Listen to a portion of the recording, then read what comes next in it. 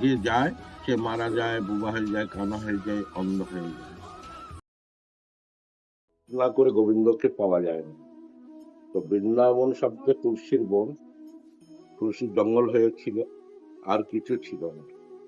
তো চৈতন্য মহাপ্রভু নিজের পিতাকে পিণ্ডি দেওয়ার জন্য গয়াধামে গিয়ে আর বাড়ি ফিরে যেন সুধাই বৃন্দাবনে আসলেন। বৃন্দাবনে এসে দেখতে খালি তুলসীর বন। তখন উনি 6 গোস্বামীপাদকে ডাকলেন, যার নাম হচ্ছে জয়রূপ সনাতন ভট্ট রঘুনাথ, শ্রীজীব গোপাল ভট্ট দাস রঘুনাথ। এই 6 গোসাই করলেন ব্রজে বাস, রাধা কৃষ্ণ নিত্য লীলা করিলেন গোপাল।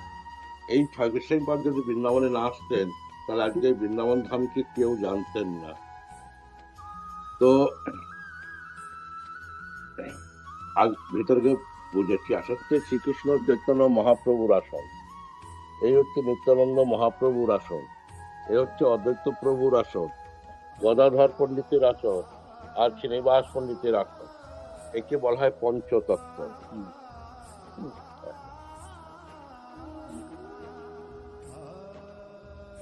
অষ্টম পাওয়ার হয় কাদের হয়? এই 64 জন। তো সেই বৃন্দাবনে যখন মহাপ্রভু আসলেন, এসে এই 64 মন্ত্রকে ডাক করালেন, করে এখানে বসে মিটিং করলেন। মিটিং করে এরা 5,500 মন্দিরকে প্রকাশ করেছিলেন। তাহলে আজকে বৃন্দাবন ধামকে কেউ জানতেন না। তারপরে শ্রীকৃষ্ণ ভগবানের লীলা করার পরে সব তুলসীর বন জঙ্গল হয়েছিল। তো আপনারা নিধুবন নাম শুনেছেন না? যেখানে 16,108টা গাছ আছে। কত গাছ আছে? সমস্ত গাছটা এরকম মাথা হেট হয়ে আছে, কেউ এরকম দাঁড়িয়ে নাই। কেন? ভগবান সেখানে এখনো প্রত্যেক দিন রাস করে।